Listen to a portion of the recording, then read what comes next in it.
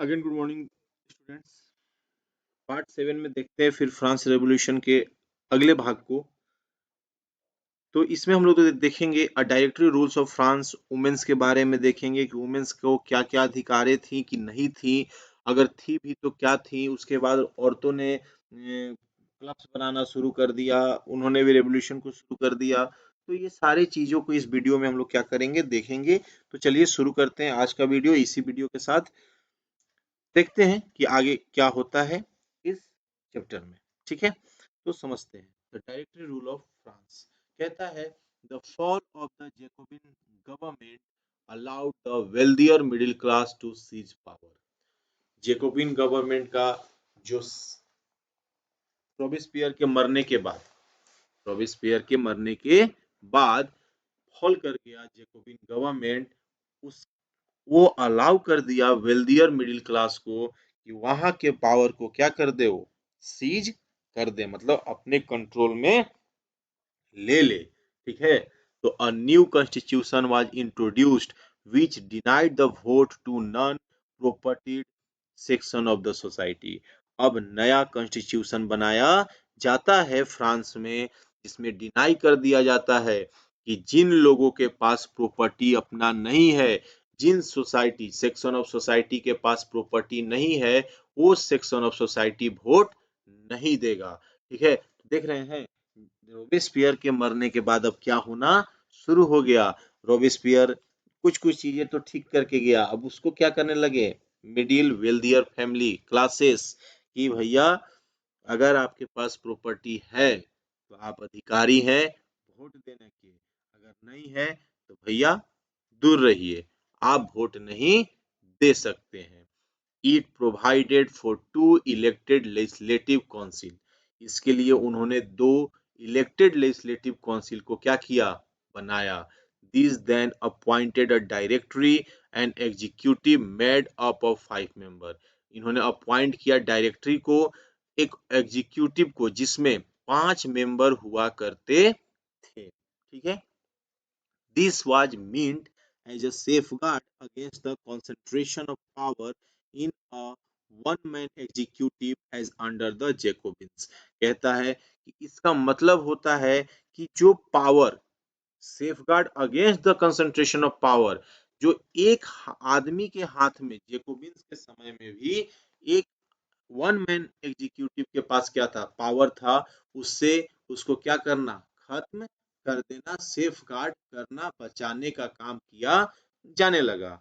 The directors often clash with the legislative council who then sought to dismiss them. कहता है कि directors कभी कभी क्लैश कर लेते थे लेजिस्लेटिव काउंसिल के बीच में, मतलब दोनों के बीच में क्या हो जाता था, क्लैश हो जाता था, बहस हो जाता था। किस बात को लेकर, who then sought to dismiss them. अगर अगर लेजिस्लेटिव काउंसिल में लगता था कि, अगर डायरेक्टर्स को लगता था कि लेजिस्लेटिव काउंसिल क्या चाह रहे हैं कि इसको खत्म कर दें, डिसमिस कर दें, तो तुरंत क्या हो जाता था, इन दोनों के बीच में क्लैश हो जाता था, झड़प हो जाता था। The political instability of the Directory paved the way for the rise of military dictator Napoleon Bonaparte। Political instability होने की वजह से डायरेक्टरी चाहते थे कि अब यहाँ पर भी मिलिट्री डिक्टेटरशिप लॉन्च हो। नेपोलियन बोनापार्ट नाम आ गया नेपोलियन का, कि नेपोलियन बोनापार्ट के जैसा मिलिट्री डिक्टेटर होना चाहिए। ऐसा किसका मानना हो गया, डायरेक्टरी का मानना हो गया। ठीक है, समझ में आया होगा यहाँ तक, आगे बढ़ते हैं। Did women have a revolution? क्या औरतों के द्वारा भी रेवोल्यूशन किया गया? कहता है कि from the very beginning women were active participants in the revolution. शुरू से देखा जाए तो औरतों ने भी बढ़ चढ़ के हिस्सा लिया, एक्टिव पार्टिसिपेंट्स रही हर एक रेवोल्यूशन के लिए। ठीक है, तो आप ये कभी नहीं कह सकते हैं कि औरतें जो थी वो रेवोल्यूशन में भाग नहीं ली।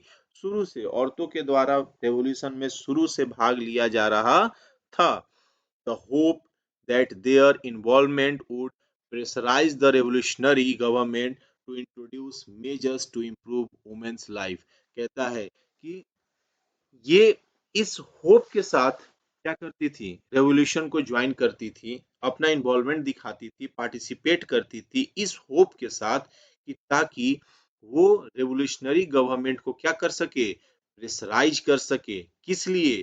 ताकि वुमेन्स के लाइफ को कैसे इम्प्रूव किया जा सके, वुमेन्स के लाइफ को कैसे इम्प्रूव किया जा सके, उसके लिए क्या क्या आप मेजर लीजिएगा, उसके लिए वो क्या करती थी, रेवोल्यूशन को ज्वाइन करती थी। Most women of the third state had to work for a living. Third states के बहुत सारी औरतें थी जिसको लिविंग के लिए, जीवन यापन के लिए काम करना पड़ता था। दे वर्कड एज सीमस्ट्रेसेस और लॉन्ड्रेसेस, लॉन्ड्री में काम करने का ये काम करती थी। सोल्ड फ्लावर्स, फ्लावर बेचने का काम करती थी। फ्रूट्स बेचने का काम करती थी। वेजिटेबल्स भी बेचने का काम करती थी। और were employed as domestic servants in the house of prosperous people. जो धनी मनी लोग थे उनके घरों में औरतें सर्वेंट्स, डोमेस्टिक सर्वेंट्स के तौर पे भी क्या करती थी, काम करती थी। कौन औरतें? थर्ड स्टेट्स की औरतें काम करती थी। Most women did not have access to education or job training. बहुत सारे औरतों को ये अलाउड नहीं था, एक्सेस नहीं था कि वो एजुकेशन ले सके या फिर जॉब ट्रेनिंग कर सके। तो सही बात है, आज भी आप बहुत पिछड़े गांव में चल जाइएगा, भारत के भी या किसी भी अन्य देश के भी अगर आप जाइएगा, तो ठीक है, शहरों में रहने वाली लड़कियां या औरतें पढ़ लिख रही हैं, जॉब कर रही हैं, लेकिन जो पिछड़ा इलाका है, जो क्या है, पिछड़ा इलाका है, वहां पर अभी भी बहुत सारी औरतें सही से काम नहीं कर पा रही हैं। ओनली डॉटर्स ऑफ नोबल्स और wealthy weather members of the third state could study at a convent after which their family arranged a marriage for them. कहता है कि जो नोबल्स की लड़कियां थी या जो वेल्दियर मेंबर्स थे थर्ड स्टेट्स के, वही सिर्फ क्या करती थी, वही क्या करती थी, कन्वेंट स्कूल्स में जाकर के पढ़ती थी। और उसके बाद सिंपल था कि उनकी शादियां करा दी जाती थी। Their wages were lower than those of man. Man से जो वेजेस था औरतों का, वो क्या हुआ करता था, कम हुआ करता था। मतलब जितना मैन का वेजेस था उतना औरतों का वेजेस नहीं था। ठीक है, आगे चले बढ़े।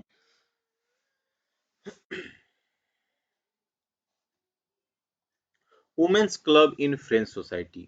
In order to discuss and voice their interest, women started their own political club and newspaper. कहता है कि औरतें अपने वॉइस को रेवोल्यूशनरी गवर्नमेंट तक पहुंचाने के लिए, उनको सुनाने के लिए, अपने वॉइस को राइज करने के लिए, अपने इंटरेस्ट को बताने के लिए अब औरतें भी क्या करने लगी, पॉलिटिकल क्लब्स शुरू कर दी, न्यूज़पेपर अपना शुरू कर दी। About 60 women's club came up in different French cities. 60 different women's club बनाया गया फ्रेंच सिटीज में। The society of revolutionary and republican women was the most famous club. दो क्लब जो था सबसे ज्यादा औरतों के बीच में फेमस था। एक था आपका society of revolutionary, society of revolutionary, ये क्लब जो था सबसे ज्यादा फेमस था। और दूसरा रिपब्लिकन वुमेन, ये जो क्लब था सबसे ज्यादा फेमस हुआ करता था। तो ये 3 पॉइंट्स आपको समझ में आ गया होगा कि वुमेन्स क्लब कैसे बना, क्यों बना और कितने बने। क्यों बना? क्योंकि वो अपने वॉइस को क्या करना चाहती थी, रेज करना चाहती थी। कितने बने? तो 60 बने। और कौन कौन से बने जो फेमस थे? एक था सोसाइटी ऑफ रेवोल्यूशनरी, एक था आपका रिपब्लिकन वुमेन। तो ये सारे आपके क्या हैं, वुमेन्स क्लब हैं फ्रेंच सोसाइटी में। आगे बढ़ते हैं। डिमांड्स क्या थे? आखिर औरतों के द्वारा क्लब्स खोले गए, पॉलिटिकल क्लब्स, तो कुछ ना कुछ तो डिमांड होगा ना। तो पहला डिमांड था, women's were disappointed that the constitution of 1791 reduced them to passive citizen. Women बहुत डिसअपॉइंट थी क्योंकि कॉन्स्टिट्यूशन ऑफ 1791 क्या कर दिया था, इनको एक्टिव से पैसिव सिटीजन्स में तब्दील कर दिया था। इस वजह से ये क्या थी, नाखुश थी। One of their main demand as that women enjoy the same political right as men. पहला कि वो डिमांड कर रही थी कि जैसा पॉलिटिकल राइट आदमी को दिया गया है वही पॉलिटिकल राइट औरतों को भी मिलना चाहिए, औरतों को भी मिलना चाहिए, same demand. They demanded the right to vote, वो डिमांड कर रही थी राइट टू वोट के लिए। To be elected as assembly, assembly में इलेक्ट होने के लिए, जैसे मैन को इलेक्ट किया जाता था वैसे वो भी चाहती थी कि औरतों को भी इलेक्ट किया जाए असेंबली मेंबर्स के लिए। And to hold political offices, और वो पॉलिटिकल ऑफिसेस के मेंबर्स बनना चाहती थी, तो ये डिमांडेड थी उनके द्वारा। The revolutionary government did introduce law that help improve the lives of women। तो इसी चीज को देखते हुए रेवोल्यूशनरी गवर्नमेंट के द्वारा कुछ इंट्रोड्यूस किया गया लॉ को जो कि मदद किया औरतों के लाइफ को सुधारने में। पहला, the creation of state school, सबसे पहले स्टेट स्कूल बनाया गया। Schooling was made compulsory for all girls, हर लड़कियों के लिए स्कूलिंग सिस्टम को क्या किया गया, कंपलसरी कर दिया गया कि अब हर लड़कियां क्या करेंगी, शिक्षा लेंगी, एजुकेशन लेंगी। Fathers could no longer force them into marriage against their will, जब तक लड़कियों की इच्छा न होगी कि हम शादी करेंगे तब तक फादर्स जो थे, पिता जो थे, वो उनको फोर्स नहीं कर सकते थे कि तुमको शादी करनी है। उसके बाद marriage was made into a contract entirely freely and registered under civil law, कहता है कि मैरिज को कॉन्ट्रैक्ट के रूप में क्या कर दिया गया, दिखाया गया, बनाया गया, जिसको रजिस्टर कराया गया था सिविल लॉ में। Divorce was made legal and could be applied for by both women and man, कहता है कि डाइवोर्स को लीगल कर दिया गया और बोला गया कि ये यहाँ पर सिर्फ मैन ही डाइवोर्स नहीं ले सकते, अगर औरतों को भी लगता है कि डाइवोर्स लेना है तो ले सकती है, मतलब दोनों के लिए क्या कर दिया गया, लीगल कर दिया गया। Women could now train for job, अब औरतों को जॉब के लिए ट्रेनिंग दिया जाने लगा। कुड बिकम आर्टिस्ट और रन स्मॉल बिजनेस, जिससे वो आर्टिस्ट बन जाए, कुछ कर ले, या अपना कुछ बिजनेस, छोटा मोटा बिजनेस भी चला ले। It was finally in 1946 that women in France won the right to vote, और फाइनली 1946 में आकर के सोचिए, 1791 में ड्राफ्ट किया गया था कॉन्स्टिट्यूशन को, और लास्ट 1946 में फ्रांस की औरतों को वोट देने का अधिकार दिया गया। So long period of time has taken by the revolutionary government to give the right to vote to the women. So these are the points that were demanded by the women. Okay, so आज के लिए इतना ही देखते हैं, next video में मिलेंगे तो बात करेंगे आगे की बातों को।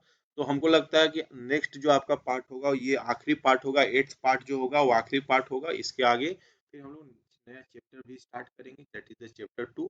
तो मिलते हैं अगले टॉपिक के साथ, अगले दिन अगले चैप्टर में अभी नहीं जाएंगे, अगले दिन अगले नए टॉपिक के साथ। जय हिंद, जय भारत।